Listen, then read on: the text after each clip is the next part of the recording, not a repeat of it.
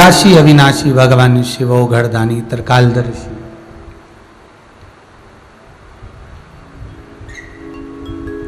शिव कथा कह रहे हैं। भगवान भूत भावन भूतेश्वर मेरे शंकर, मेरे त्रिकालदर्शी, मेरे कैलाशी, मेरे अविनाशी शिव, जो नित्य करुणा करने वाले। आज स्वयं ब्रह्मा भगवान विष्णु के पास जाते हैं और भगवान ब्रह्मदेव भगवान विष्णु के पास जाकर निवेदन करते हैं, प्रभु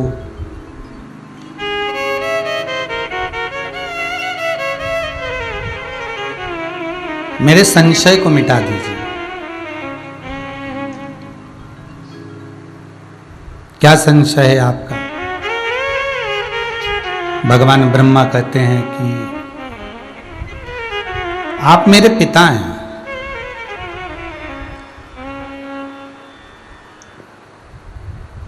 मैं आपकी नाभि से जन्मा हूं, आपकी नाभि से मेरा जन्म हुआ है, आपकी नाभि से मैं प्रकट हुआ हूं।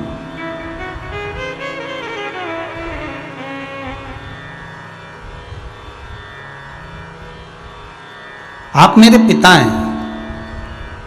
भगवान विष्णु बोले ठीक है, फिर क्या जानना चाहते हो? मुझे जानना केवल इतना है कि आप मेरे पिता हैं, तो आपके पिता कौन है?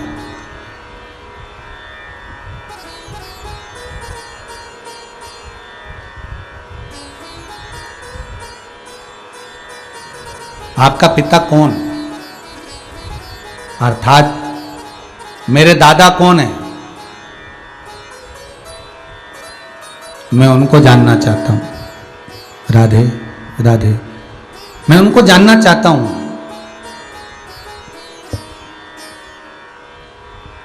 तब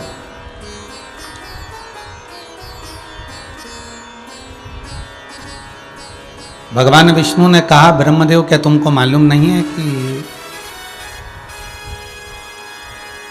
सर्वशक्तिमान त्रिकालदर्शी जिन्होंने कालों को भी जीत रखा है, इसे महाकाल स्वयं शंभु शंकर ओगड़दानी त्रिकालदर्शी कैलाशी अविनाशी शिव मेरे पिता है? क्या आपको मालूम नहीं है?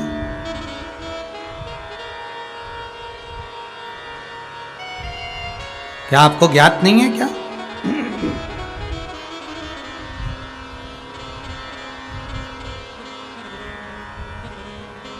ब्रह्मा जी बोले मैंने सुना तो है, पर विश्वास नहीं।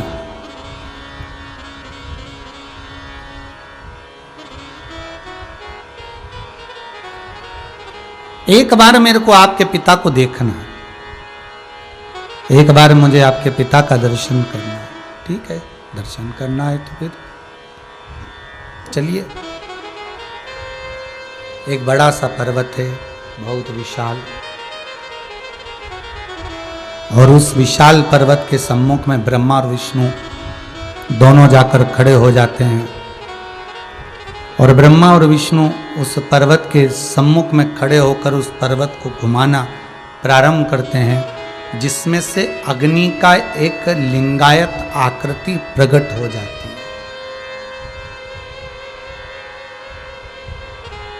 एक शिवलिंग, अग्नि का लिंग, एक लिंगायत आकृति प्रकट हो जाती है और उस शिवलिंग में से आवाज आती है, ब्रह्मा, हे विष्णु, आप मुझे जानने के लिए इस पर्वत को घुमाए हो। मैं स्वयं शिव, भगवान विष्णु आपके पिता, ब्रह्मा आपके दादा, मैं स्वयं। पर विश्वास नहीं, भरोसा नहीं।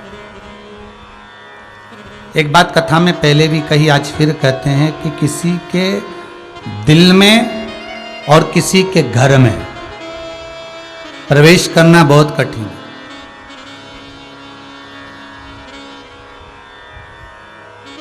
किसी के दिल में और किसी के घर में प्रवेश करना बहुत कठिन, बहुत बहुत कठिन।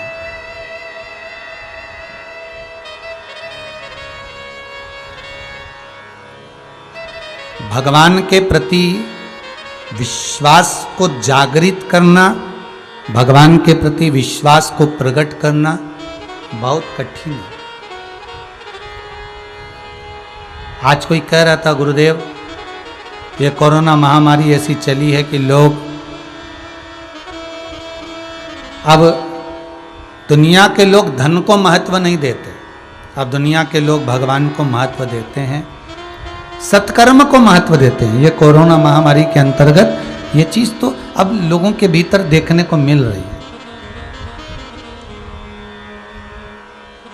कि दुनिया के लोग अब जो है ये धन को महत्वता नहीं दे रहा है।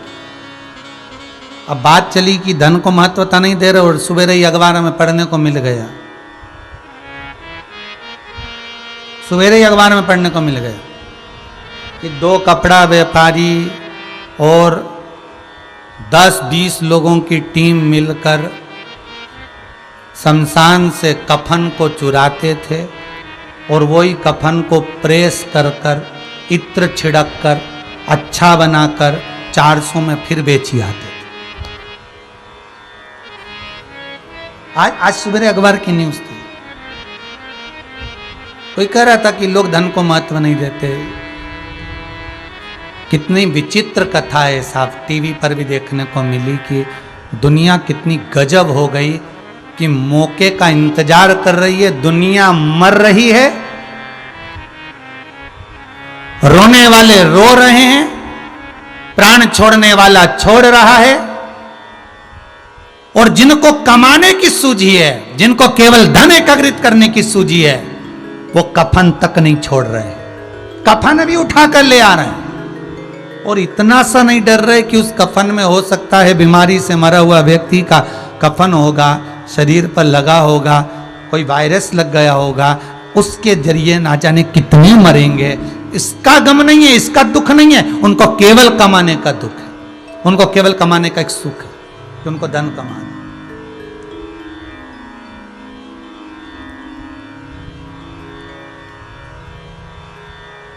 गजब वावारी दुनिया मतलब की दुनिया में किसी का कोई नहीं।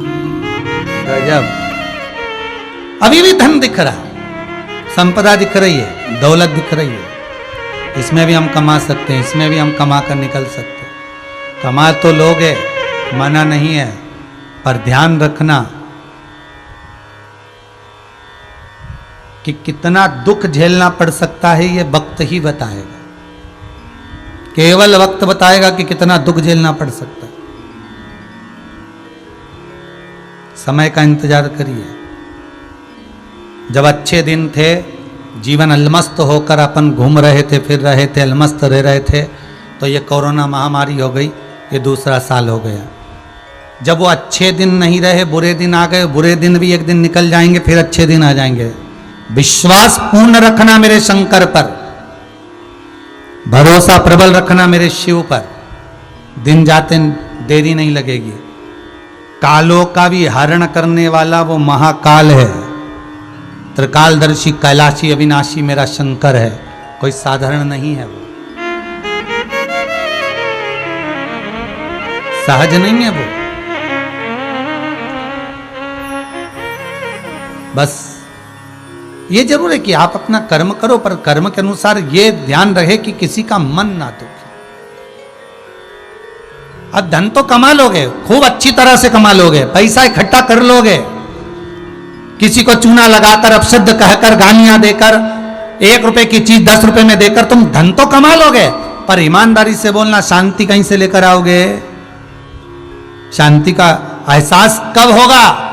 जब 2 रुपए भी अगर आपने कमाए हैं और वो सत्य के हैं, आनंद के हैं, तो वो 2 रुपए आपको सुख का अनुभव करा देंगे, आनंद का अनुभव। ब्रह्मा जी को विश्वास नहीं हुआ, ये आकाशवाणी मुझे नहीं लगता कि भगवान विष्णु के पिता की है।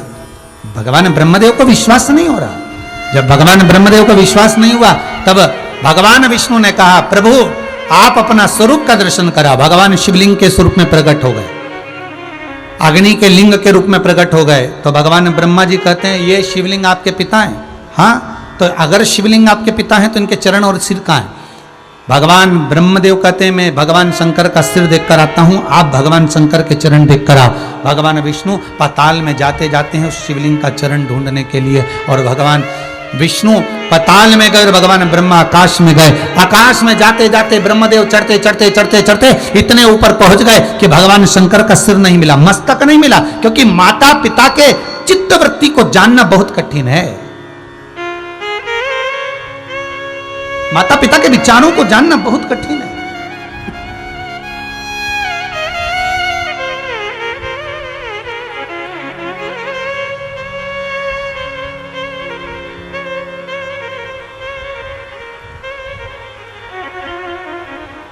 सबसे अच्छी सेवा देखना होना और दुनिया के लोगों की परख देखना होना, तो अच्छे समय में नहीं देख सकते, बुरे समय में आप दुनिया के लोगों की सेवा भी देख सकते हो और परख भी देख सकते हो। बुरे समय, अभी बीमारी के समय पर कितनी बहुएं बुजुर्गों की सेवा कर रही हैं, नहीं कर रही हैं। कितने बड़े छोटों के लिए क्या कर रहे हैं, छोटे बड़ों के लिए क्या कर रहे हैं। ये कोरोना महामारी के अंतर्गत अपने को देखने को मिल सकता है।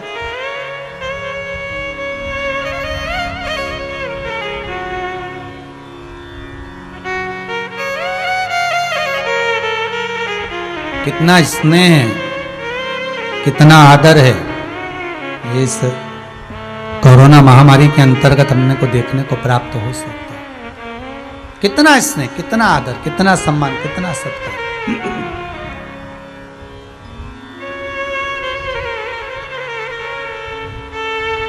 गए और ऊपर चढ़ गए, सिर नहीं मिला,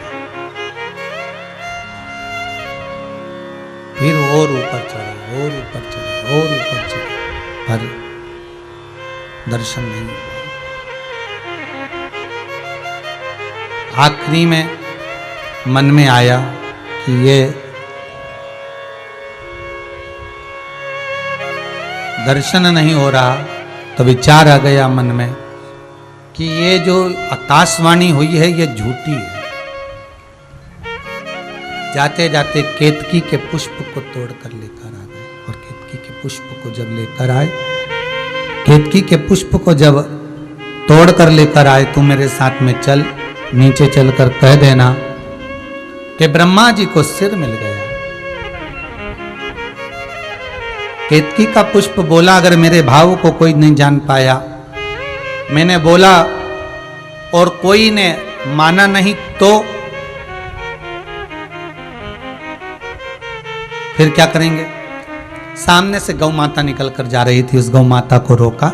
ब्रह्मा जी ने हाथ जोड़कर कहा, गौ माता आप हमारे साथ में नीचे चलिए और भगवान विष्णु के सामने चलकर कह दो कि भगवान शंकर का शिवलिंग का सिर मिल गया है, बस इतना सा निवेदन मेरा स्वीकार कर लो।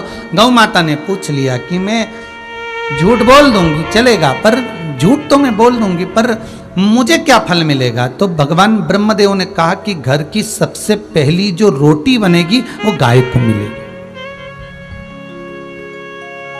एक रोटी के लिए गौ माता ने झूठ बोल दिया। केवल गाय नहीं, जरा से सुख का भोग करने के लिए, जरा से सुख का भोग करने के लिए व्यक्ति दिन भर झूठ बोल देता है, दिन भर झूठ।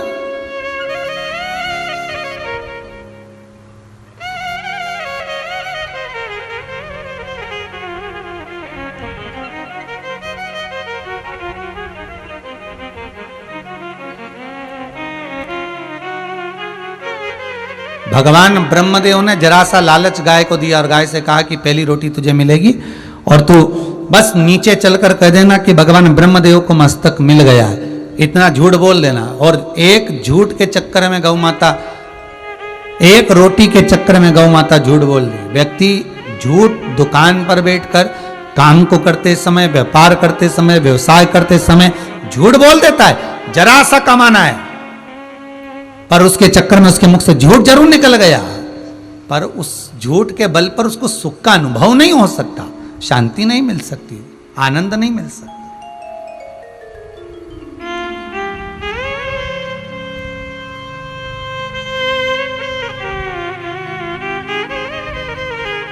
नहीं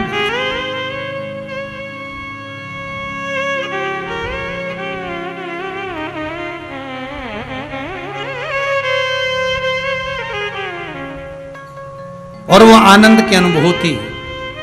ब्रह्मदेव वापिस आए, भगवान विष्णु से पूछा क्या आपको भगवान शंकर के शिवलिंग के चरण मिले हैं? भगवान विष्णु ने हाथ जोड़कर कहा, ब्रह्मदेव मेरे को तो मालूम था कि भगवान के चरण नहीं मिल सकते, भगवान के चरण नहीं मिलेंगे, ये मुझे मालूम था। माता पिता के चरण को, चित्तवृत्ति को मन में धारण करना, ये कल दुनिया के लोगों ने मदर्स डे बनाया, खूब स्टेटस पर, व्हाट्सएप पर, फेसबुक पर, गूगल पर, ट्विटर पर, हर जगह पर लोगों ने अपने माता का फोटो भी लगाया, सब लोगों ने अपने मदर्स डे मनाया, खूब प्रेम से मनाया। मेरा निवेदन था, एक दिन आपने अगर मदर्स डे मनाया है तो कम से कम एक दिन निवेदन है कि अपनी मम्मी को, अपनी माता को घर के काम से छुट्टी दे देते और कहते हैं माँ आज मदर्स डे है, तू बिल्कुल काम मत करना, तेरी बहू तेरे लिए चाय लाएगी, तेरी बहू तेरे को धोख लगाएगी, तेरी बहू तेरे चरण दबाएगी, तेरी बहू तेरे लिए भोजन लेकर आएगी। माँ आज तुझे हिलना नहीं है, माँ ले 1000 रुपए, अभी लॉकडाउन चल रहा है, बाजार से साड़ी नहीं ला सकता, 1000 रुपए रख मम्मी, साड़ी लेकर आना जब लॉकडाउन खुल जाए, तू पहनना, आज मदर्स डे है। केवल फेसबुक पे डाल दो फोटो, केवल स्टेटस पे फोटो लगा दो और सोचो कि मदर्स डे बन गया। ऐसा डे किसी काम का नहीं है। जिस दिन माता को एक तरफ बिठाकर बहू और बेटे कह दे मम्मी आज पूरा काम हम दोनों कर लेंगे, तू चिंता मत करना, तू बैठ, थक गई होगी, तेरे हाथ पैर दुख रहे होंगे, तू बहुत काम करती है, थोड़ा आराम कर ले, और सुन मां आज अच्छी साड़ी पहनना, ले 2000-5000 रुपए मैं तुझे दे रहा हूं मां, तो समझो कि मदर्स डे है। नहीं तो ऐसा फोटो डालने से कहीं मदर्स डे हो जाए, फिर तो रोज माँ ही अपने बेटे से लाड लड़ाती, रोज भोजन बनाती, रोज खिला देती, रोज बना कर लाती, रोज दे देती, और तो फिर उसका क्या मतलब था?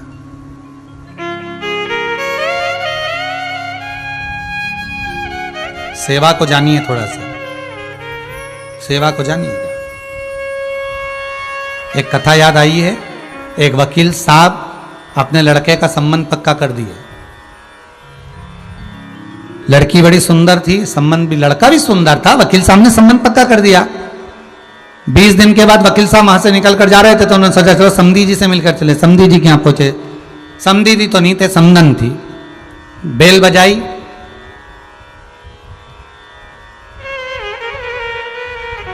अंदर गए, जाकर देखा तो मां के हाथ में तो झाड़ू थी और जिस लड़की से संबंध पक्का करा था वो रिमोट लेके नाटक देख रही थी सोफे पे बैठ के। जैसे ही समधी जी आए, दरवाजा खोला, झाड़ू नीचे पटकी, बेटी भी उठ के खड़ी हुई, अंदर गई, समधी जी को बिठाया, चाय वगैरह पिलाई, चले। 20-22 दिन के बाद समधी जी फिर उधर से निकले, वापिस लौट रहे थे, उनका चलो समधी जी से मिल चले। समधी जी अभी भी नहीं थे, समधन थी, पोछा लगा रही थी और बेटी हेडफोन लगाकर सोफे पे बैठकर लंबे पांव कर कर मोबाइल चला रही थी। जैसे समधी जी आए, उठी, माँ ने पोछा छोड़ा, चाय वगैरह बनाई, पिलाई, समझ गए। फिर 15-20 दिन बाद, 25 दिन बाद फिर समधी जी कहीं जा रहे होंगे, अब की बार समधन भी थी, फिर निकले।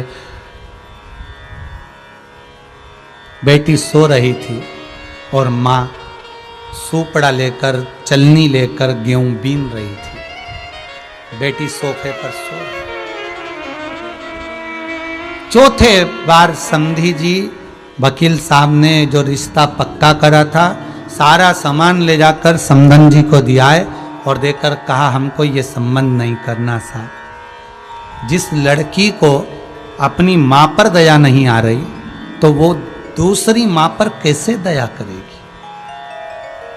घर में माँ काम कर रही है और बेटी मोबाइल लेकर हेडफोन लगाकर बैठी है। घर में माँ झाड़ू लगा रही है और बेटी रिमोट लेकर टीवी देख रही है। घर में माँ पोछा लगा रही, गेहूं बीन रही, चावल बीन रही और बेटी आराम से सो रही है। जो अपनी माता पर दया नहीं कर सकती वो दूसरे घर में ब्याह कर कर आएगी तो सास और ससुर पे क्या खाक दया करेगी। हमको बहू चाहिए, सजाने के लिए गुलदस्ता नहीं। वकील साहब ने वापिस दे दिया सारा सामान, धरो तुम्हारे पास, हम नहीं कर सकते, भगवान ने बचा लिया। फिर निवेदन है, बच्चों को कार मत दिलाओ, बच्चों को संस्कार दिलाओ।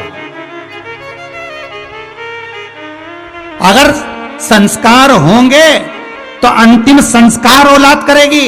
नहीं तो आज के जमाने में टीवी खोलकर देख लो, अभी दिल्ली का एक केस था कि कोरोना महामारी से निपट कर एक मां गाड़ी में बैठकर अपने घर गई और हारन बजाती रही, दरवाजा बजाती रही, उठाकर देखना डला हुआ है। अभी 8 दिन पहले की घटना है। मां हारन बजा रही है, दरवाजा बजा रही है, मोहल्ले के लोग कह रहे हैं तो बेटा दरवाजा नहीं खोल रहा, तो बेटियां दरवाजा नहीं खोल रही। क्यों? क्योंकि अगर संस्कार बच्चों में होंगे तो तुम्हारा अंतिम संस्कार भी अच्छे से हो जाएगा, और संस्कार नहीं होंगे तो किसी काम की नहीं वो औलाद, किसी काम की।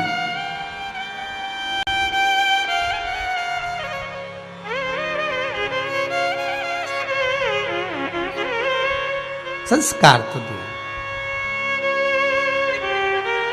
खूब पढ़ाओ बच्चों को, खूब पढ़ाओ।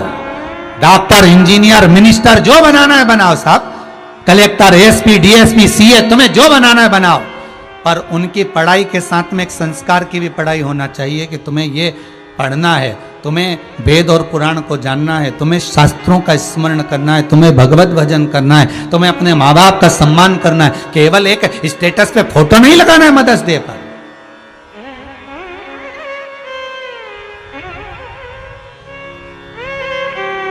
आदर करना, सम्मान। अब माता पिता के दिल की बात कौन जानने का। भगवान विष्णु कहते हैं कि मैं शंकर के हृदय की बात नहीं जान सकता, पर ब्रह्मा जी कहते हैं यह आकाशवाणी झूठी है। भगवान विष्णु ने कह दिया मुझे चरण नहीं मिले, ब्रह्मदेव तुमको सिद्ध मिला? हाँ, ना मानो तो केतकी के फूल से पूछो। केतकी के फूल को हाथ में लिया और पूछा क्या ये भगवान ब्रह्मा को भगवान शंकर का सिर मिला है? हाँ, आकाशवाणी हो गई। आकाशवाणी होकर भगवान शंकर स्वतः कह दिया एक केतकी के पुष्प। तो झूठ बोलता, तो झूठ बोल रहा। केतकी के फूल तूने झूठ बोला है। मैं तुझे श्राप देता हूं, सारे देवताओं पर तू चढ़ेगा पर केतकी का फूल कभी शंकर पर नहीं चढ़ेगा। भूल कर भी अगर केतकी का पुष्प शंकर पर चढ़ेगा तो 1000 गौ हत्या के बराबर दोष लग जाएगा। मैं तुझे श्राप देता।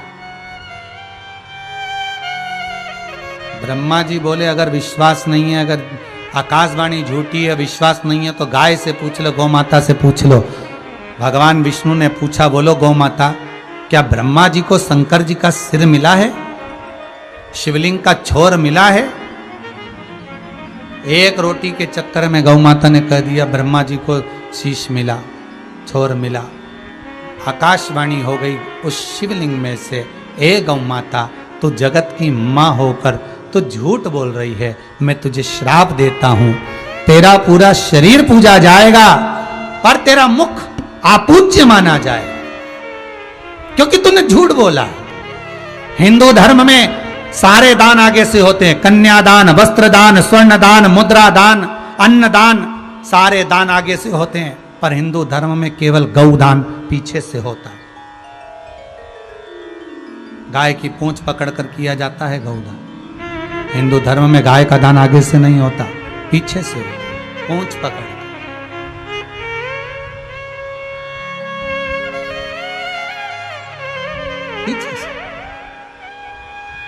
और मेरा आप लोगों से एक निवेदन रहा है, फिर निवेदन करूंगा।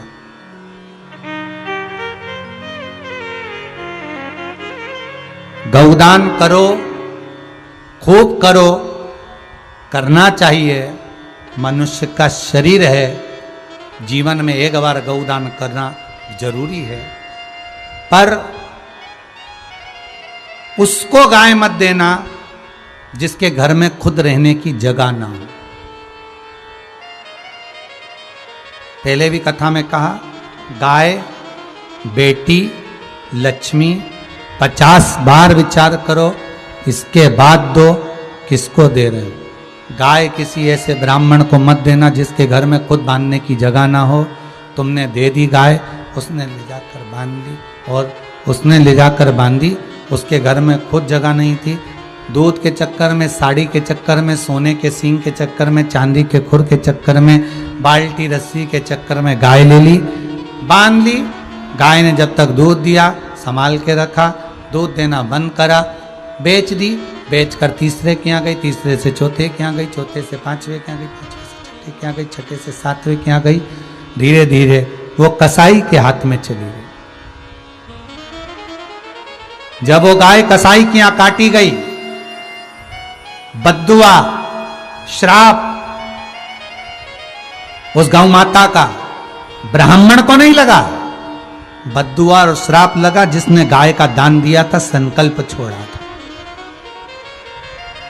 इसलिए 50 बार कहते हैं कि गाय हमेशा ऐसी जगह दान देना जहां पर गौ माता की सेवा अच्छी हो जाए, श्रेष्ठता से।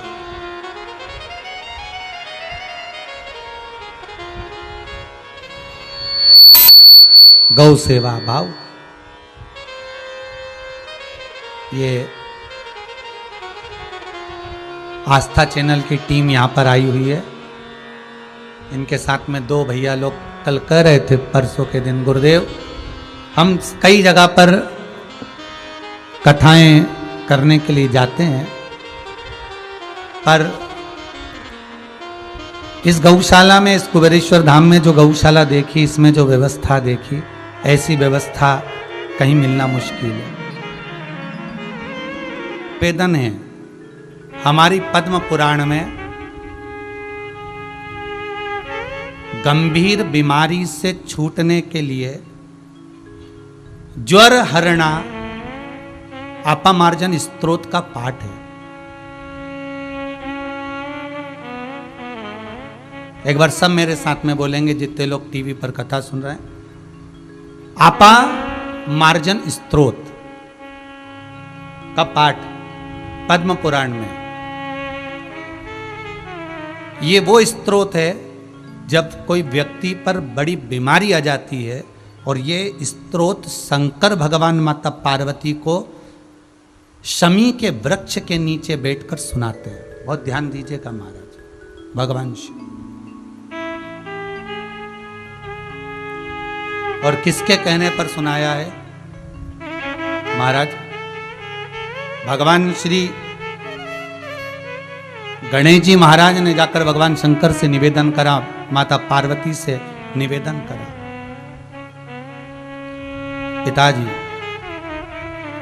मेरा मन है इस संसार सागर में ना जाने कितनी बीमारियों से लोग ग्रसित होंगे, ना जाने कितनी बीमारियों में लोग डूबे रहेंगे। कहीं कहीं कोई बीमारी इतनी बड़ी आ जाएगी कि जीव अपने प्राणों को भी गंवा बैठेगा। उस समय पर संसार के लोगों को बचाने के लिए कोई ऐसा प्रयोग किया जाए जिससे संसार के लोग उस गंभीर बीमारी से बच सके।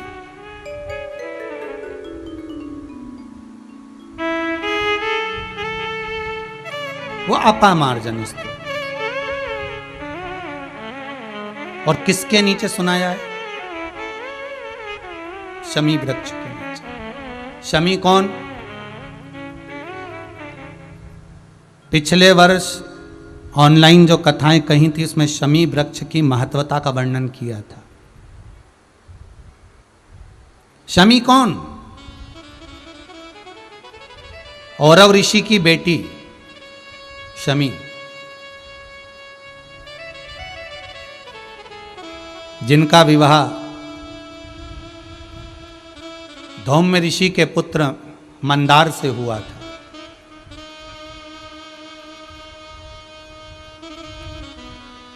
इस औरव ऋषि की जो पुत्री थी शमी, बड़ी सुंदर थी महाराज, बड़ी सुंदर।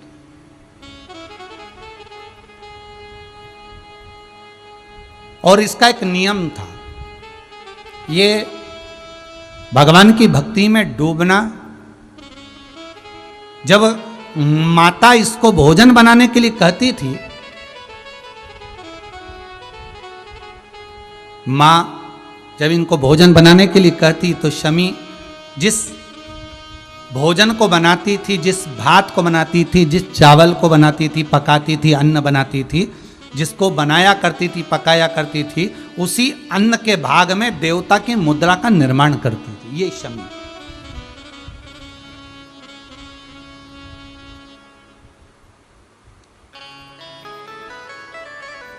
अन्न भाग से देवताओं का निर्माण करने वाली औरव ऋषि की कन्या शमी। अब एक दिन पिता औरव ऋषि के मन में भाव जागृत हुआ कि बेटी का विवाह करना चाहिए, पर बेटी का विवाह करें तो करें किसके साथ? तभी उसी समय पर महाराज विवाह करने का जब मन में भाव आया, तब धौम्य ऋषि के पुत्र मंदार, जो शौनक ऋषि के यहां पर विद्याध्ययन कर रहे थे, उसी समय पर औरव ऋषि पहुंच गए और पहुंचकर धौम्य ऋषि के यहां पर बेटी के विवाह का बात सम्मुख में रखी, तो मंदार के साथ में विवाह पक्का हुआ। अब मंदार और शमी दोनों का विवाह पक्का हो गया, पर बाल्यावस्था में विवाह हुआ। तो शौनक जी ने कहा कि अभी मैं अपने पुत्र को, मैं ये अपने शिष्य को अभी कहता नहीं हूं कि आप जाकर आप उस कन्या को लेकर आए या आप साथ में रहें। मैं तो इतना कहूंगा कि ये विवाह अभी छोटे रूप में हुआ है, इसलिए आप अभी विद्या का अध्ययन करें। और शौनक बाबा के यहाँ वो मंदार फिर विद्याध्ययन करने के लिए चले गए और विद्याध्ययन करते रहे। समय बीता। कहते हैं इधर शमी भी बड़ी हो गई, मंदार भी बड़े हो गए, दोनों फिर मिलन हुआ। पिता ने बेटी को विदा करा। मंदार और शमी दोनों जा रहे थे। जाते जाते इनके मन में आया कि अपन जहां से निकल कर जा रहे हैं, बीच में भृशुंडी ऋषि का आश्रम है, चलो। बड़ा सुंदर आश्रम दिखा, जिसमें सुंदर सुंदर वृक्ष लगे हुए हैं, बड़ा सुंदर उसकी कोट है, बंदर बाल हैं, बड़ी बड़ी सुंदर उसमें कलश लगे हुए हैं।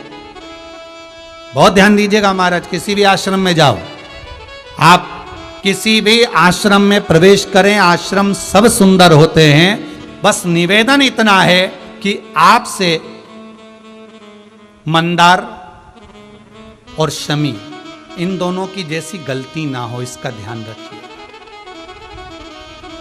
मंदार और शमी से एक गलती हो गई। क्या गलती हो गई? कि ये भृशुंडी बाबा के आश्रम में प्रवेश तो कर गए। आश्रम बड़ा सुंदर था। आप किसी भी आश्रम में जाओ, वृंदावन जाएं, अयोध्या जाएं, गोकुल जाएं, नंदगांव जाएं, काशी जाएं, मथुरा जाएं, उज्जैनी जाएं, आप बद्रिकाश्रम जाएं, आपकी मर्जी पड़े। जहाँ जहाँ तीर्थ में जाकर देखोगे तो आश्रम बड़े सुंदर सुंदर बने हुए होते हैं महाराज। और कभी सीहोर आएंगे, जब लॉकडाउन खोले उसके बाद की बात है, अभी की बात नहीं हो। अभी तो चारों तरफ ताले लगे हुए हैं।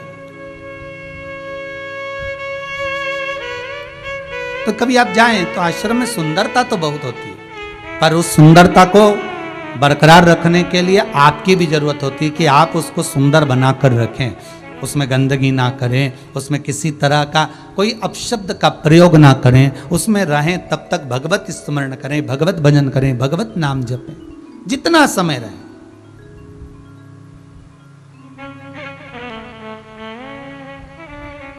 अब भृशुंडी ऋषि के आश्रम में प्रवेश कर गए। अब इनको मालूम नहीं था कि भृशुंडी बाबा तो गणेश जी के आराधक हैं।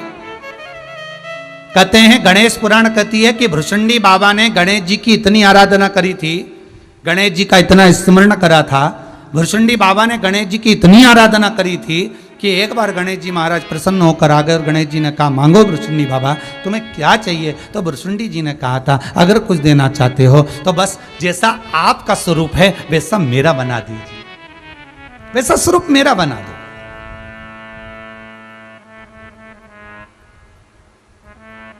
जैसा आपका स्वरूप है वैसा मेरा बना दो। हमारे यहां हिंदू धर्म के अंदर जब गणेश जी महाराज की स्थापना होती है तो गणेश जी की जो मूर्ति विराजमान करी जाती है उस मूर्ति में और भृशुंडी ऋषि को भगवान ने जो अपनी स्वरूप दिया है उस मूर्ति में, दोनों में अंतर है। बहुत ध्यान दीजिएगा महाराज, दोनों में अंतर आता है। कई कई बाजार में जो मूर्तियां मिलती हैं उसमें गणेश जी की जटा बंधी रहती है, ऐसे बाल बने रहते हैं गणेश जी के, जटा जूट बनी रहती है, और गणेश जी महाराज को सुंदर जटा जूट में देखा होगा, कहीं गणेश जी को आपने सन्यासी के वेश में देखा होगा, कहीं गणेश जी को आपने मृगशाला लपेटे हुए देखा होगा। कोई कोई मूर्तियां अगर आपने देखी होगी गणेश चतुर्थी के टाइम पर गणेश जी की मंदिरों में विराजमान होती है, या लोग मट्टी की मूर्ति लेकर जाते हैं तो उसमें जटाबंदी होती है, उसमें केश बंधे होते हैं, उसमें केश लगे होते हैं, उसमें मृगशाला पहने रहते हैं गणेश जी महाराज। तो जो सन्यासी के वेश में गणेश जी की मूर्ति का जो दर्शन होता है वो गणेश जी नहीं होते, वो गणेश जी ने जो अपना स्वरूप भृशुंडी बाबा को प्रदान करा था, ये उस स्वरूप की दर्शन होते, ये उस स्वरूप का पूजन। अगर गणेश जी महाराज की मूर्ति का दर्शन करोगे तो सिर पर मुकुट लगा हुआ है, गणेश जी के कानों में सुंदर कर्ण फूले, गले में माला पहने हुए, सुंदर सुंदर धोती, सुंदर सुंदर भगवान पीताम्बरी धारण करे हुए, सुंदर वस्त्र धारण करे हुए, सुंदर सुंदर मुद्रिका श्री गणेश जी महाराज, सुंदर सुंदर पाँव में पायल श्री गणेश जी महाराज पहने हुए, सुंदर तगड़ी गणेश जी महाराज, गले तोंद पर नाभिकोश पर सुंदर सर्प बंधा हुआ है, वो श्री गणेश जी महाराज। और बाकी के अगर सन्यासी की मुद्रा में अगर आप दर्शन कर रहे हैं तो वो भृशुंडी श्री गणेश जी महाराज, अर्थात भृशुंडी बाबा ने गणेश जी की इतनी आराधना करी थी, इतनी आराधना करी थी कि गणेश जी ने पूछा कि मांगो भृशुंडी जी आपको क्या चाहिए। तो भृशुंडी जी ने कहा कि बस जैसा आपका स्वरूप है, जैसे आपके लंबोदर लोग कहते हैं, जैसे आपके कान है, जैसे आपकी सूंड है, जैसा आपका मुख है, जैसा आपका शरीर है, वैसा मुझे बना दीजिए। भगवान गणेश जी ने भृशुंडी बाबा को वर प्रदान कर दिया, लो मैं अपना स्वरूप आपको देता हूं। और भृशुंडी ऋषि गणेश जी जैसे हो गए, बस इनके मुकुट नहीं था, बस इनके गले में सोने के आभूषण नहीं थे, इनके गले में सुंदर सुंदर आभूषण नहीं है, इनके गले में वही तुलसी की माला, वही रुद्राक्ष की माला, मस्तक पर वही। किसी किसी के यहाँ पर चतुर्थी, गणेश चतुर्थी के समय पर जब बाजार में से मूर्तियां खरीदने जाते हैं स्थापना के लिए, मट्टी की जब मूर्त लाते हैं तो ध्यान रखना चाहिए कि हमें गणेश जी की मूर्ति लाना, हमें भृशुंडी गणेश नहीं, हमें श्री गणेश लेकर। अब लोग समझते तो है नहीं, बस गए, उन्होंने देखा क्या सुंदर मूर्ति लग रही है, जटा बंधी हुई है, सुंदर सुंदर मृगछाला पहने हुए हैं, मृगचर्म पहने हुए हैं, गले में रुद्राक्ष की माला पहने, तो उन्होंने सोचा ये गणेश जी की मूर्ति, इसको ले चलो, और लेकर आ गए। वो पूजन पर रख ले, रखो पूजन करो, मना नहीं है, पर वो भृशुंडी श्री गणेश, गणेश जी महाराज ने जो अपना विग्रह दिया था भृशुंडी ऋषि को, वो गणेश।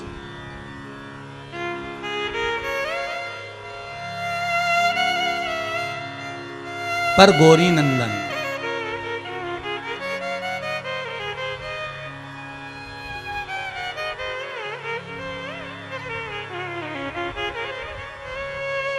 गौरी नंदन गणेश, वो एक अलग मुकुट, सुंदर तिलक, सुंदर आभूषण, सुंदर मुद्रिका, सुंदर पायल, वो गौरी नंदन। अब शमी और मंदार दोनों का प्रवेश हुआ। जब नया नया मंगल विवाह होता है ना, तो लोग किसी को नहीं गिनते साहब। नया नया जब विवाह हुआ होता है ना, तो लोग नहीं गिनते। फिर तो पति पत्नी एक ही थाली में भोजन कर रहे हैं, भले सास ससुर खड़े हैं तो खड़े हैं, भले खड़े रहें, उन्हें कोई फर्क नहीं पड़ता। उनका तो मन, घर से भी निकल रहे हैं, रोज प्रतिदिन घूमने जा रहे हैं, मन पूछा ना पूछा वो अपनी जगह।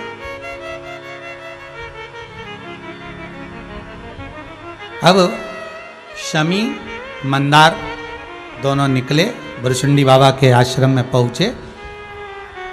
जाकर पूछा, संत कहाँ हैं? यहाँ जो ऋषि रहते हैं भुरशुंडी बाबा, हमें उनसे मिलना है, वो कहाँ है? और पूछ भी रहे हैं तो किससे पूछ रहे हैं? स्वयं भुरशुंडी बाबा से, जिनकी लंबी सूंड है, जिनके बड़े बड़े कान हैं, जिनकी सुंदर तोंद है, क्योंकि गणेश जी ने अपना विग्रह उनको दिया है।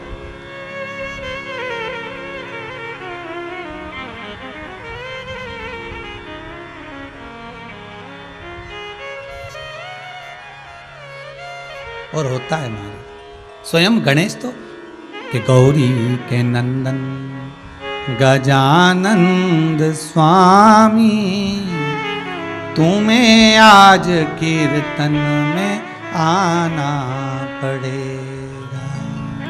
हे गणेश, हे लंबोदर, हे श्री गणेश। भगवान की सूंड देखी, कर्ण देखे, तोन देखी, तो मंदार और शमी दोनों हंस दिए, और इतनी तेज हंसे कि भुरशुंडी ऋषि को क्रोध आ गया कि ये मेरा स्वरूप देखकर हंसे हैं।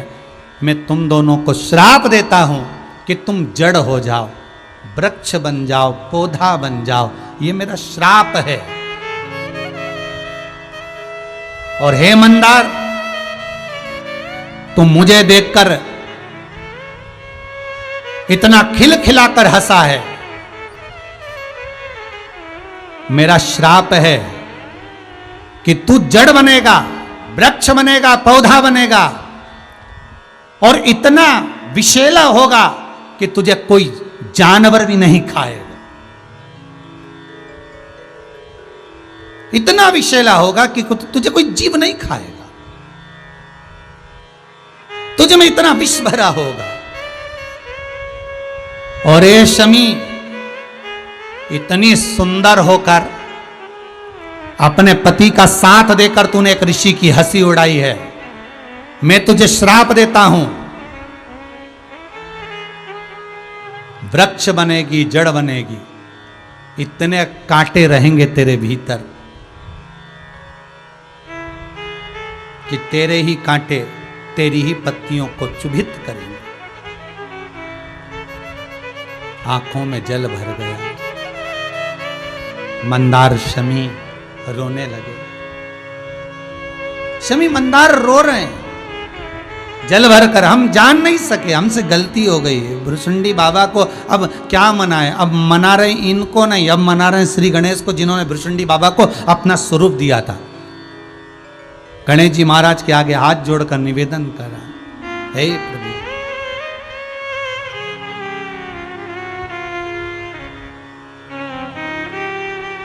हे नाथ, हे कृपा, दया करिए कि रिद्धि सीधी के दाता गजानन तुम्हें सबसे पहले हमारा नमस्कार है। हे गणेश, हे श्री गणेश, कृपा करिए, हमसे गलती हो गई गणेश जी महाराज। हमने जिन भुरशुंडी बाबा को आपने अपना स्वरूप प्रदान करा, जिन भुरशुंडी जी को आपने अपना स्वरूप दिया, उन भुरशुंडी को हम जान नहीं पाए, उन संत को हम पहचान नहीं पाए, हम हंस दिए, क्षमा करो। गणेश जी महाराज सामने प्रकट हो गए, सहज है, सरल है। क्यों? क्योंकि शंकर भगवान का स्वरूप बार बार बनाया था। इस शमी ने बार बार शिव की पूजन करी थी, इस मंदार ने बार बार शंकर की आराधना करी थी। अच्छा, कई बार प्रश्न खड़ा हो जाता है हमारा शमी और मंदार की कथा सुनकर। शमी और मंदार की कथा सुनकर यह प्रश्न खड़ा होता है कि शमी भी शंकर जी की आराधना करती थी और मंदार भी शंकर जी की आराधना करते थे। फिर आखिर कारण क्या हुआ कि शंकर भगवान जब जिस समय पर भृशुंडी ऋषि श्राप दे रहे थे, उस समय पर शंकर जी को आकर बचाना था। जब इतनी तप साधना करी थी तो बचाया क्यों नहीं? किस लिए? तो शिव महापुराण की कथा कहती है भैया, भगवान शंकर की आराधना करी पर शंकर इसलिए नहीं आए क्योंकि इन्होंने संत का अपमान करा था। शिव महापुराण की कथा कहती है, गर्ग संहिता कहती है, विष्णु पुराण कहती है, अग्नि पुराण कहती है, पद्म पुराण कहती है, नर्मदा पुराण कहती है, लिंग पुराण कहती है। सारी पुराणे एक ही बात कहती है कि गौ, संत, ब्राह्मण, बेटी, कन्या, इनका जब अपमान होता है तब विनाश अपने आप हो जाता है, अपने आप हो जाता है। आप संतों के लिए आप शब्द कहो, साधु, सन्यासी, तपस्वी, साधक, संत, इनके लिए उंगलियां उठाओ, अपशब्द कहो, ताने दो, और मालूम पड़े आपने अपशब्द कह तो दिया बिना जाने पहचाने, बिना सोचे समझे। ना तुम जानते हो ना पहचानते हो, ना एक बार भी उस संत से जाकर मिले हो, बस तुमने तो उठाया और किसी ने एक मैसेज लिखकर भेजा कि उसने ऐसा करा वो गलत है, और तुमने उस मैसेज का जवाब देना चालू कर दिया, उसको गलत गलत ठहराते ठहराते इतना गलत कर दिया दुनिया की निगाह में, तो तुम स्वयं गलत थे, इसलिए सामने वाला व्यक्ति गलत ना। उसको पहचानो तो, उसको जाकर देखो तो, उससे जाकर मिलो तो कि गलत है कि सही है। हम उसको जान तो पा नहीं रहे, हम उसको पहचान नहीं पा रहे। बस हमने, एक व्यक्ति ने कह दिया ये गलत है, दूसरे ने कह दिया गलत है, तीसरे ने कह दिया गलत है। एक जगह पर एक सीनरी लगाई गई, बड़ी सुंदर सीनरी, और उस सीनरी को लगाकर लिख दिया इसमें क्या क्या अच्छाई है, नीचे लिख दो। एक बड़े शहर में बहुत बड़ी सीनरी बनाकर लगाई, अच्छाई कितनी है लिखो। कुछ पूरे शहर में से कम बस 200-500 लोग निकले जिन्होंने उसकी अच्छाई लिख दी कि सीनरी में जो घोड़ा बनाया अच्छा है, इसमें कलर अच्छे हैं, फूल अच्छे हैं, इसमें ऐसा है, इसमें वैसा है। कुछ 100-200 लोगों ने अच्छाई लिखी, फिर उधर से मिटा दिया गया और लिख दिया गया इस सीनरी में बुराई क्या क्या है, छाट कर लिख दो। कम से कम उस शहर में अगर 10 लाख लोग रहते होंगे तो कम से कम 8 लाख लोगों ने सिग्नेचर करके लिखा इसमें कलर अच्छा नहीं है, घोड़े के बाल ऐसे होना थे, उसकी पूंछ ऐसी होना थी, उसका जाने का तरीका ऐसा होना था, उसका पाँव ऐसा होना था, उसके पीछे ऐसा होना था, उसको ऐसा चलना था। और 8 लाख लोगों ने उसमें बुराइयां लिख दी, क्योंकि दुनिया के लोगों को अच्छाइयाँ निकालना कम आती है, बुराइयां निकालना ज़्यादा। ये दुनिया है, दुनिया।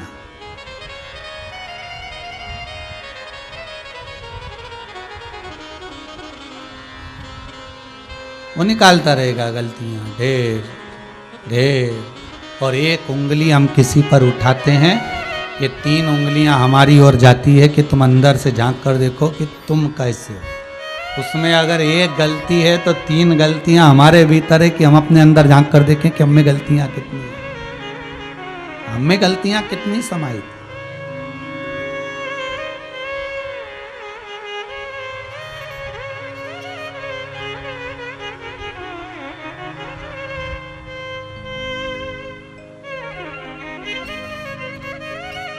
महाराज मंदार, शमी, भृशुंडी बाबा को पहचानने पे शिव आ जाते बचाने के लिए। शंकर देरी नहीं करते, आते सम्मुख में आकर खड़े हो जाते, पर शंकर नहीं आए क्योंकि संत का अपमान करा है। साधु, सन्यासी, तपस्वी, साधक, उपासक, कन्या, स्त्री, नारी, बेटी, गाय, ब्राह्मण, इनका जब अपमान होता है तो भगवान भी नहीं झेल पाता, भगवान के जान दो, जान। मेरे राम जी माता कौशल्या से कहते मां मुझे गाय दे दे, मैया मुझे गौ माता दे दे, मुझे एक गाय दे दे मां। मां कहती है क्यों, क्या करेगा राम? राघव, हे रघुनंदन, तुम गाय का क्या करोगे? मां मैं सेवा करूंगा, गौ माता की सेवा करूंगा। कौशल्या जी ने एक गाय बुलाकर दे दी, इतनी सुंदर गाय माता कौशल्या जी ने राम जी को दी। राम और भरत आगे के चरण की सेवा करते, शत्रुघ्न और लक्ष्मण पीछे के चरण की सेवा करते, खूब उनको स्नान कराते, चंदन लगाते, अगर लगाते, सुंदर इत्र लगाते, गौ माता को सहलाते, भोजन कराते, सोने के सींग लगा दिए, सुंदर खुर लगा दिए, सुंदर नुपुर बांध दिए, पूंछ पर सुंदर सुंदर घंटी बांध दी, गले में घंटी का नाद कर दिया, खूब सुंदर सुंदर माँ की श्रृंगार सेवा करते रहे मेरे राम जी महाराज। उनको बस समय आया और कैकेयी ने वर मांगा और राम जी को वन भेजा।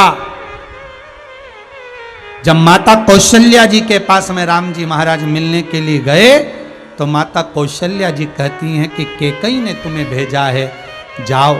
अगर पिता भेजते तो मैं रोक लेती तुमको राम, पर तुम्हारी मां ने भेजा है तो तुम मेरे पास क्यों आए हो, तुम्हें जाना चाहिए। राम जी कहते हैं मां वन तो मैं चला जाता वहीं से, पर दुख इस बात का है जिस गौ माता की मैंने सेवा करी है वो गाय का मैं क्या करूं, मेरे साथ ले जा नहीं सकता, मैं उस गाय को अपने साथ ले जा नहीं सकता, मैं उस गौ माता को अपने साथ नहीं ले जा सकता। मां तो मैं उस गौ माता क्या करूं? तो कौशल्या जी कहती हैं काम करो, उस गौ माता को मैं अपने पास रखूंगी तो तुम्हारी याद मुझे सताएगी, तुम उस गौ माता को दान दे दो। कल्याण का गो अंक कहता है जिस ब्राह्मण को राम जी ने गाय का दान दिया था उस ब्राह्मण का नाम था त्रिजट ब्राह्मण। जितने लोग टीवी पर कथा सुन रहे हो जरा जम के बोलो, क्या नाम था? त्रिजट ब्राह्मण। फिर से एक बार बोलो, जितने लोग टीवी पर कथा सुन रहे हो, मोबाइल पर सुन रहे हो। राम जी ने जिस गाय को, अपनी गाय को जिस ब्राह्मण को वन जाते समय दान में दिया था उस ब्राह्मण का नाम था त्रिजट ब्राह्मण। त्रिजट।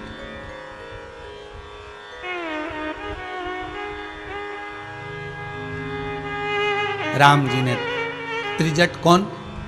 कौशल्या जी के उस कौशल राज से एक ब्राह्मण आया। जब राम जी महाराज अपने नाना मामा के घर जाते थे उस ब्राह्मण के बालक के साथ खेलते थे। जब राम जी महाराज अपने मामा के घर जाते थे, नाना के घर जाते थे, कौशल राज के यहाँ पहुँचते थे तो उस ब्राह्मण के साथ राम जी महाराज खेलते थे। उस ब्राह्मण का नाम था त्रिजट। आप लोग भी आपके मामा नाना के यहाँ जाते हो ना तो वहाँ आपकी दोस्ती तो होगी ना किसी ना किसी से। अरे बोलो तो रे, टीवी के सामने बैठे हो इतने प्रेम से। चलो तुम भी जान दो, राजगरिया परिवार से ही बोल दो, तुम भी बचपन में अपने नाना मामा के यहाँ गए होगे तो केवल नाना मामा के यहाँ ही नहीं गए होगे, आसपास में मोहल्ले में कॉलोनी में वहाँ किसी ना किसी से दोस्ती यारी तो हुई होगी कि हमारे मामा के यहाँ आए हैं चलो और कोई घुमाने भी। तो ये त्रिजट जो ब्राह्मण था राम जी का बड़ा प्रेमी आनंद था, बड़ा सेवक। इसको राम जी ने बुलवा कर गाय का दान दे दिया, गाय तुम रखो। तो राम जी महाराज वन चले गए। प्रश्न था कि कृष्ण अवतार क्यों लिया, तो शिव महापुराण की कथा के भाव से, कल्याण के गो अंक के भाव से अगर कह सकता हूं तो इतना जरूर कहूंगा, मेरे कृष्ण का अवतार इसलिए हुआ कि भगवान कृष्ण कहते हैं कि मेरा अवतार का कारण केवल इतना है कि राम अवतार में जब मैं वन चले गया, वन से आ भी गया पर गौ माता की सेवा नहीं कर पाया, जगत की सेवा करी, संपूर्ण जगत के लिए मैंने कार्य किया पर गौ माता की सेवा नहीं कर पाया। इसलिए राम जी महाराज कहते हैं मुझे एक अवतार और लेना पड़ेगा और वो अवतार मेरा कृष्ण का होगा, जिसमें मैं केवल गौ माता की सेवा करूंगा, केवल गौ माता की सेवा। और गौ माता की सेवा के सिवा कुछ नहीं। और उठा लो कृष्ण का चरित्र, बाल्य अवस्था से गौ माता की सेवा में ऐसे लीन हो गए। तो मेरा निवेदन है आपसे, मनुष्य की देह मिली है, किसी में आप खोट ना देखें, देखें तो अच्छा देखें। मेरे शंकर भगवान शमी के लिए, मंदार के लिए बोल देते, पर मेरे भूत भावन भूतेश्वर नहीं आए, क्योंकि इन्होंने संत की निंदा करी है। संत को अपशब्द कहें, संत पर हंसें, ब्राह्मण पर, कन्या पर, सौभाग्यवती नारी पर, अखंडता धारण करने वाली स्त्री पर, गौ माता पर, संत साधु सन्यासी पर कभी ना हंसे, कभी उंगली ना उठाए। ठीक है, किसी ने बोल दिया ना, किसी ने अपशब्द लिख दिया, उसमें अपना अपना भागीदारी ना निभाएं कि मैं भी उसके लिए अपशब्द लिख दूं। नहीं नहीं, अपन क्यों लिखे, किस लिए?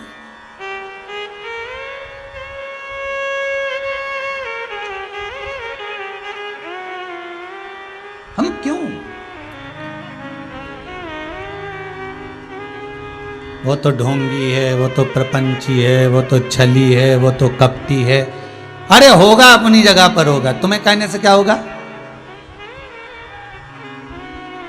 तुम अपना कर्म करो भाई, तुम अच्छा करो, अच्छा बोलो, अच्छा लिखो, अच्छा होगा।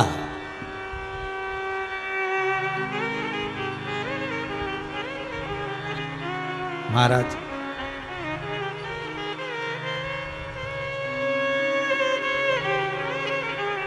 शिव जी नहीं आए,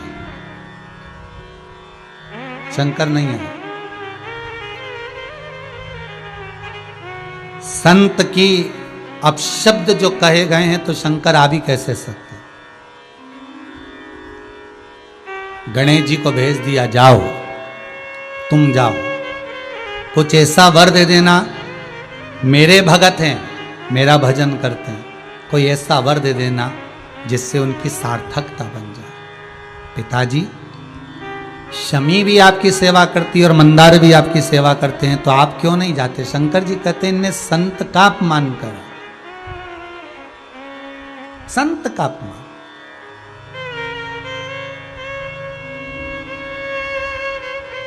भाई दुनिया में सभी तरह के लोग होते हैं, किसी किसी को किसी की वाणी समझ में आती है, किसी किसी को नहीं आती है। आप कितना भी सोच समझ कर बोलो, आप कितना भी अच्छा बोलो, पर जिसका विवेक जैसा होगा, जिसकी बुद्धि जैसी होगी, सामने वाला व्यक्ति उतना ही समझेगा। आप कितना भी अच्छा बोल कर देख लो, आप कितना भी अच्छा निकाल कर देख लो, आप कितना भी अच्छा ढूंढ कर देख लो, पर जिसकी बुद्धि जैसी होगी वो वैसा निकालेगा। जैसे एक मरीज डॉक्टर साहब के पास गया, डॉक्टर साहब मुझे बड़ी बड़ी बीमारी हो गई डॉक्टर साहब। डॉक्टर साहब ने सारा दवाई वगैरह ली थी और कह दिया हल्का भोजन करना। क्या बोले डॉक्टर साहब? हल्का भोजन करना। ठीक है साहब। अब वो दवाई लेकर चला, चलते चलते विचार करते करते जा रहा, हल्का भोजन कैसे होता है? तो के सबसे ज्यादा भारी पृथ्वी, पृथ्वी से हल्का पानी, क्योंकि पृथ्वी के ऊपर रहता है। ठीक है। फिर उसने विचार करा, पानी से हल्का होता है घी और तेल, क्योंकि पानी पर घी और तेल डाल के देखो तो ऊपर तैरता रहता है। तो पृथ्वी से हल्का पानी, पानी से हल्का घी और तेल, और घी और तेल से ज़्यादा हल्का है पूड़ी, समोसा और कचौड़ी, क्योंकि वो तेल पे तैरता रहता है। अब डॉक्टर ने बोला था हल्का भोजन करना, उसने ढूंढा कितना हल्का, कि पृथ्वी से हल्का पानी जो पृथ्वी के ऊपर, पानी से हल्का घी और तेल क्योंकि वो पानी पे तैरता। तुम डाल के देखना घी और तेल को पानी पे, वो हल्का तैरता रहता। और उससे ज्यादा हल्का पूड़ी और समोसा कचौड़ी, क्योंकि वो उस पे तैरता रहता है तेल। तो उसने हल्का ढूंढ लिया। घर जाकर पत्नी से कहा, सुनो। पत्नी बोली, क्या? डॉक्टर साहब बोल रहे हैं दवाई लो, हल्का भोजन करो। तो पत्नी गई, दलिया बना कर लिया थूली। तो पत्नी से बोला, पागल हो गई है, भारी है। तो पत्नी बोली, हल्का कैसे होता है? पति बोला, देखो पृथ्वी से हल्का पानी जो पृथ्वी के ऊपर है, ठीक है, पानी से हल्का घी और तेल तुम पानी में डाल के देखो, बाल्टी में 2 बूंद तेल, तो तैरता रहेगा। तो पानी से हल्का घी तेल, और घी तेल में तुम पूड़ी और समोसा तल के देखो तो वो तैरता रहेगा। तो सबसे ज़्यादा हल्का है पूड़ी, घी में तली हुई और तेल में तला हुआ समोसा, कचौड़ी, इससे ज़्यादा हल्का क्या होगा? पत्नी ने माथा ठोक लिया। तो कथा वाचने वाला कितनी भी अच्छी कथा वाच दे, संत कितने भी अच्छे विचार तुम्हारे सामने रख दे, डॉक्टर कितनी भी अच्छी तरह से समझा दे, कितनी भी अच्छी तरह से कोई साधु सन्यासी तपस्वी, कोई माता कोई पिता अपने बच्चों को समझा दे, पर व्यक्ति को समझ में उतना ही आता है जितनी उसका विवेक होता, जितनी उसकी बुद्धि होती। आप कितना ही समझाओ बोले, उसके समझाने से क्या होगा?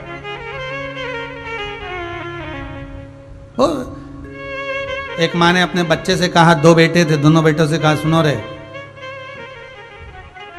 पिताजी शांत हो गए हैं, यहां से 10 किलोमीटर दूर, 12 किलोमीटर दूर गंगा जी है। पिताजी माँ रोज नहाने जाते थे पैदल। मेरा मन है पिताजी की अस्थियों को गंगा जी में डाल के आ जाओ। मेरा मन कहता है जैसे पिताजी जाते थे ऐसे ही जाओ, पैदल, चप्पल उतार के, नंगे पैर। बड़े लड़के से कहा तो बड़े लड़के ने अपनी पत्नी से कहा कि मम्मी का मन है पिताजी की अस्थियों को गंगा जी ले जाना है, 12 किलोमीटर दूर है।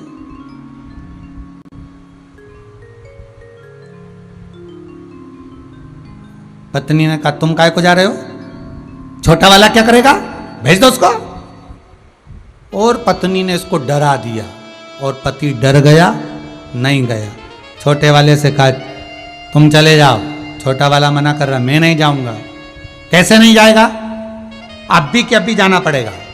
इसको मौका ही नहीं दिया कि पत्नी के कमरे में जा, और पत्नी इसको डरा, तो तब भी जा। उसका भी मन नहीं था, पर बड़बड़ करता हुआ, आड़ा टेढ़ा बोलता हुआ, क्या मम्मी क्या, तुम्हारे में अक्ल नहीं है, पैदल जाओ, गाड़ी रखी, गाड़ी नहीं, पैदल चले गए। 8 किलोमीटर दूर गया और सामने एक नल्ला मिल गया, बड़ा नाला। अब नाला मिला तो उसने गांव के लोगों से पूछा, ये नाला कहाँ जा रहा है? तो क्या आगे जाके गंगा जी में मिल जाता है। अच्छा, गंगा जी में? हाँ। तो मन में आया, अब इतनी दूर जाने से कौन सा फायदा, नाला भी तो वहीं जा रही है। इसने अस्थियों को लेके नाले में डाल दिया। अब अस्थियों को नाले में डाला, घर आ गया। माँ ने पूछा, बेटा हो आया? हो, पक्के में होके आया? हाँ हो आया। ठीक है। रात निकली, सुबह सुबह माँ ने दोनों बेटों को बुलाया, इधर आओ, इधर इधर आओ। छोटे वाले से पूछा, क्यों? ये बता, तू अस्थियां विसर्जन करने गया था, कहाँ विसर्जन करके आया? क्यों, तुम्हें विश्वास नहीं है मुझ पे? नहीं, विश्वास तो है, पर रात को तेरे पिताजी सपने में आके बोले थे कि बेटा गंगा जी में अस्थियां नहीं डाल के आया, नाले में पटक आया। बेटा चिल्ला के दौड़ा। बस मुझे पिताजी की यही बात बहुत बुरी लगती थी हमेशा, और हमेशा बेवकूफों जैसी बात करते थे। 8 किलोमीटर दूर आके तुम्हें सपना देगा, 4 किलोमीटर आगे नहीं जा सके। यहां आके कह रहे हैं कि नल्ले में पटक दिया। तो नल्ले का पानी जा तो वहीं रहा था। मां ने माथा ठोका। ऐसी औलाद पैदा हुई, जाना था 12 किलोमीटर आगे, 8 किलोमीटर दूर पे नल्ले में डालकर आ गए।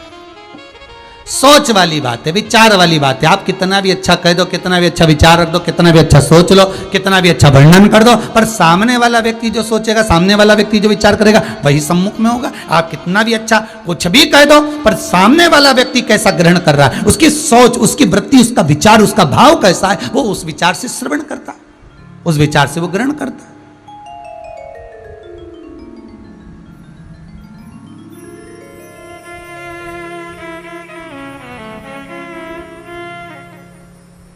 शिव नहीं आए, शंकर नहीं पहुंचे, शिव नहीं आए। गणेश जी को भेज दिया। गणेश जी ने पूछा क्या बात है? शमी, मंदार, क्या बात है? शमी और मंदार कहते हैं गलती हो गई। आपका विग्रह था, लंबी सूंड थी, बड़े बड़े कान थे, हम समझ नहीं पाए, हमारे से गलती हो गई पहचान में, क्षमा कर दीजिए।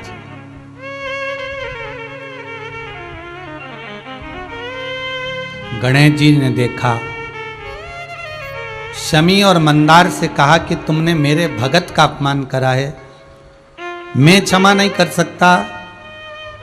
अगर ये भुरसुंडी ऋषि अगर चाहेंगे तो क्षमा कर देंगे। भुरसुंडी के चरणों में पड़ गए, गुरुदेव क्षमा कर दो, पहचान नहीं पाए। भुरसुंडी बाबा ने कहा गणेश जी आप कृपा कर दो, मैं क्या बोलूं। गणेश जी महाराज ने कहा हे शमी, तुम वृक्ष जरूर बनोगी, तुम्हारी पत्तियां स्वयं भगवान शंकर को मुझको समर्पित होंगी। हे शमी, तुम्हारे वृक्ष के नीचे 33 कोटि देवता सदा विराजमान होंगे। जिस व्यक्ति के जीवन में बहुत रोग समाएगा, बड़ी से बड़ी बीमारी भी अगर आ जाएगी, शमी तेरे वृक्ष के नीचे बैठकर जो मेरे पिता शंकर का स्मरण करेगा उसका रोग मुक्त हो जाएगा। मंदार, ए मंदार, मैं तुझे वर देता हूं, तेरे पुष्प मेरे शंकर को चढ़ेंगे। मंदार को आंकड़ा भी कहते हैं, आंख भी कहते हैं। तेरे पुष्प मेरे शंकर को चढ़ेंगे, मेरे पिता को चढ़ेंगे। और सुन, मेरे भुसुंडी ऋषि के आश्रम में बैठकर तूने क्षमा मांगी है, इसलिए तेरी जड़ में मेरा निवास होगा। सफेद मंदार का जो फूल होता है, सफेद आंकड़े का जो पुष्प होता है, आंख अकौए का जो पुष्प होता है सफेद, उस सफेद आंकड़े के वृक्ष के मंदार के जड़ में गणेश जी निवास करते हैं। कभी भी आप सफेद मंदार का जब पौधा उखाड़ेंगे, आंकड़े का पौधा जब उखाड़ेंगे, तो उसकी जड़ में गणेश जी का प्रतिबिंब अपने आप आ जाता है। कई लोगों के घर में तो आंख के गणेश जी होंगे भी, मंदार के गणेश जी कई लोगों के घर में होंगे, जिसपे लकड़ी पर गणेश जी की आकृति जड़ में अपने आप उत्पन्न हो जाती है, अपने आप। गणेश जी कहते हैं मेरा स्वरूप तुम्हारी जड़ में विराजमान होगा, तुम्हारे पुष्प मेरे पिता को समर्पित होंगे।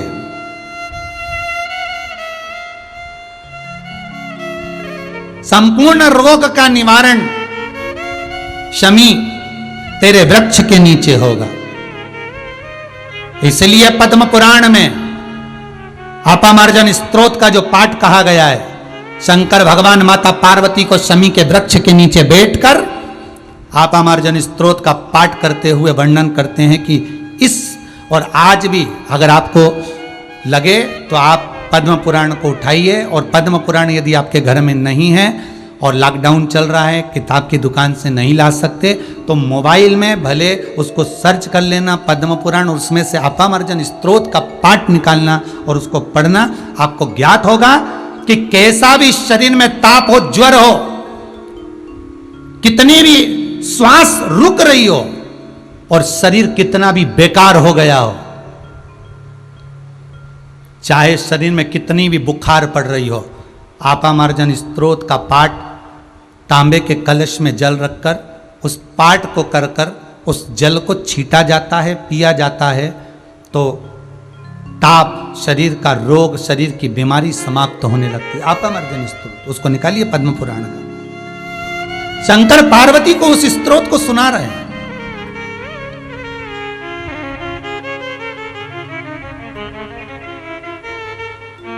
कितना सुंदर कहा है महाराज जी। व्यक्ति अगर हॉस्पिटल में भर्ती है, एडमिट है, कटोरी में चावल ले लो या तांबे के कलश में चावल ले लो, हाथ में रखकर सामने घी का दिया लगाकर अपामार्जन स्तोत्र का पाठ कर कर उस कलश को अच्छी जगह पर रख दीजिए। उसमें से थोड़ा सा दाना चावल का उठाकर शंकर जी को चढ़ाना प्रारंभ कर दो। 2 या 3 दिन लगते हैं, व्यक्ति ठीक होना प्रारंभ हो जाता है। अपामार्जन स्तोत्र पद्म पुराण, जिसको शंकर पार्वती को श्रवण कराते हैं। शमी के वृक्ष के नीचे बैठकर स्वयं शंकर उस सुंदर रसात तत्व को श्रवण कराते हैं। हे पार्वती, बड़ी सी बड़ी रोग उसमें स्पष्ट कहा गया। अगर आपको मौका मिले तो अपमर्जन स्तोत्र को हिंदी में भी निकालोगे तो उसमें आप पढ़ेंगे कि शंकर भगवान पार्वती को सुनाते हैं कि मेरे को इस बीमारी में, कौन कौन सी बीमारी में अपमर्जन का स्तोत्र पाठ किया जाता है। श्वास की बीमारी में, दमा की बीमारी में, ऑक्सीजन कम पड़ जाए या बुखार शरीर में पड़ जाए, ताप पड़ जाए, कोई बड़ी बीमारी हो जाए, उसके लिए अपमर्जन स्तोत्र का पाठ किया। पर हिंदू धर्म में सबसे बड़ी दिक्कत की बात तो यह है कि लोग सब पर विश्वास करते हैं पर उन पुराणों पर विश्वास नहीं करते जिन पुराणों में चीजें लिखी हुई हैं।